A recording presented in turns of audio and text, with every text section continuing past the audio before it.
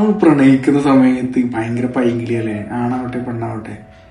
അതായത് ഭയങ്കര പച്ച നുണകൾ നമ്മൾ പറഞ്ഞ ടൈമാണത്. നീ ഇല്ലാതെ ഞാനില്ല അല്ലേ, എന്തൊക്കെ നുണകളാണല്ലേ പറഞ്ഞിട്ടുണ്ടാവുക. അല്ലെങ്കിൽ ആ ഡ്രസ്സ് ഇടണം, ഈ ഡ്രസ്സ് ഇടണം, ഷാൾ ഇടണം, അത് കാണാൻ പറ്റില്ല, ഇത് കാണാൻ പറ്റില്ല. ഈ പെൺകുട്ടികളാവട്ടെ ആണുങ്ങളോട് ഓളോട് ഇങ്ങനെ വേണ്ടി ഓക്കെന്തിനെ മെസ്സേജ്, ഓളെ നോക്കി ഓക്കെന്തിനെ വെള്ളം കൊടുത്ത്, അങ്ങനെ ഭയങ്കര അല്ലേ ഒരു ടോക്സിക് എന്നൊക്കെ പറയുന്ന ഒരു പീക്കാകാരം.